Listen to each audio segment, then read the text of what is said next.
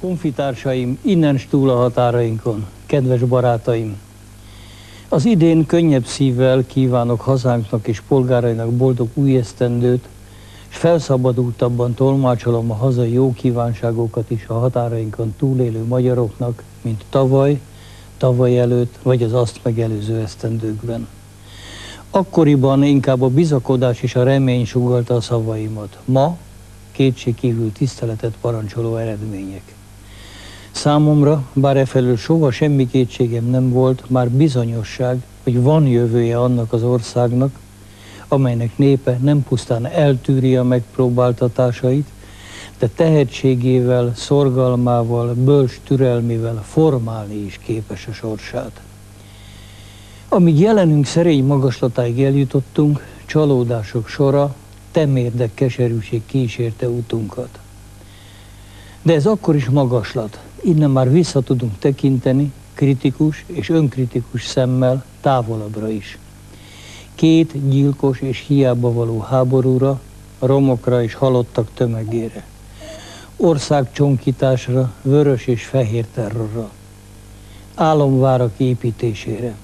Megszállókra és megszállásokra, százezreket gyilkoló nácizmusra, torokszorongató sztálinizmusra.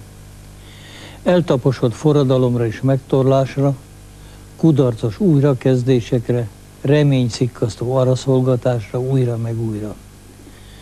Aggodalomra a munkahelyünkért, családunkért, gyermekénk jövőjéért. Miközben szerencsésebb népek, akiket nem sújtott ennyi baj, magától értetődő természetességgel élték meg gyarapodásukat és jólétüket. De azt hiszem, most az ezredfordulóhoz közeledve mégis joggal érezhetünk némi elégtételt. 1000 éves célunk, hogy önmagunkat megőrizve forjunk össze a nagybetűs Európával, karnyújtásnyi közelségbe került. Az új év, amitől búcsúzunk, számunkra valóban történelmi fordulópont. Ez évben hívták meg hazánkat a NATO biztonságot kínáló és erőt sugárzó családjába. És ez évben nyílt meg számunkra a lehetőség, hogy a közeljövőben térségünkből az elsők között csatlakozhassunk az Európai Unióhoz. Igen, mindez siker, aminek ára volt. Az árat megfizettük, az ország polgárai kemény önuralommal viselték el a kényszerű és keserű gazdasági megszorításokat, a létbiztonsági megingásának a lelki idegi terheit.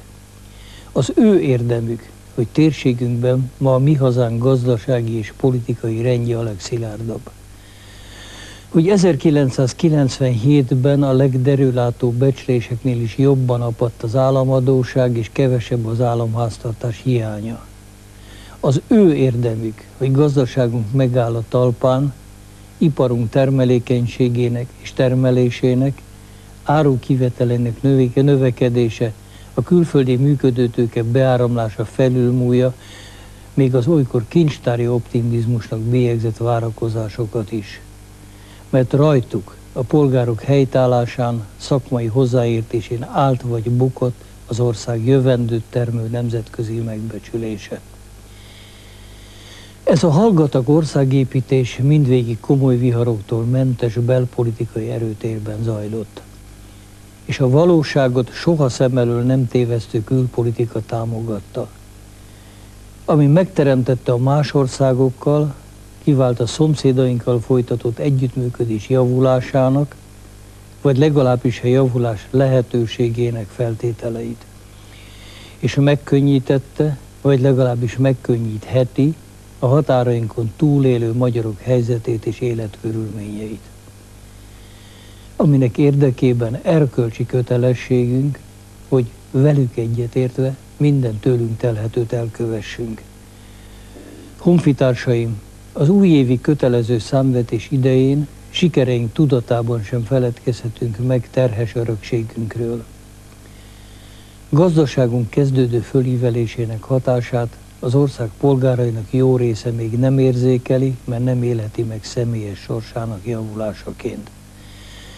Az infláció bár csökkent, még mindig magas. Épp ezért az idei év is áremelkedéssel köszönt reánk. Sok köztünk a nyomorban élő elesett ember. Nyugtalanító a közbiztonság helyzete. Nincs esélyegyenlőség a közoktatásban. 100 000-eket sújt, sok munkakezdőre vár munkanélküliség. Az ország eltérően fejlett térségei közt bár csökken, érzékelhető a gazdasági és szociális feszültség. És mondjuk ki egyértelműen, sürgető megoldásra vár a többségében kirekesztve és embertelen körülmények között élő cigány kisebbség gondja, aminek következményeit társadalmunk egészen sínyli. A tömegnyomor ugyanis fertőz, erkölcsileg teszi próbára, és kezdi ki a többségi társadalom emberségét. De el kell mondanunk azt is, a magyar társadalom kezd végre ráébredni a gondok súlyára, és arra, hogy az állam egymagában képtelen orvosolni őket. Polgáraink jó része kihullott a társadalmi védőhálóból, és testi-lelki állapota miatt kiszolgáltatott és védtelen. Az irántuk való együttérzés a segítő célú önkéntes társadalmi kezdeményezések számának és súlyának gyarapodásában mutatkozik meg. A közeljövő talán legfontosabb gyakorlati feladata, hogy véget vessünk mezőgazdaságunk oktalanul hosszúra nyúlt válságának. Az új évet terheli a Szlovákiával folyó Duna-vita megoldása, és az ebből következő teendők szakszerűen tárgyilagos végiggondolása is. Végezetül, az ország népének fel kell készülnie az idei országgyűlés és önkormányzati választásokra. Ez minden szavazópolgárra nehéz feladatot ró. Próbára teszi emberismeretét, valóságismeretét, ítélőképességét, megköveteli tőle, hogy a rázúduló szórengetekből kirostálja a súlytalan, hiteltelen, egymásnak ellentmondó, netán hazug szavakat, és végül jó lelkiismerettel, gondosan mérlegelve adja le szavazatát, válassza meg 4 évre az ország ügyeinek felelős intézőit. Országos és helyi szinten. Nincs kétségem, hazánk népe 1998-ban is megfontoltan dönt a jövőnk kérdésében.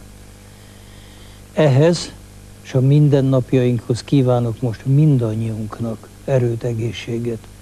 Otthon, a miénk közt pedig szeretetet, békességet és sok-sok örömöt.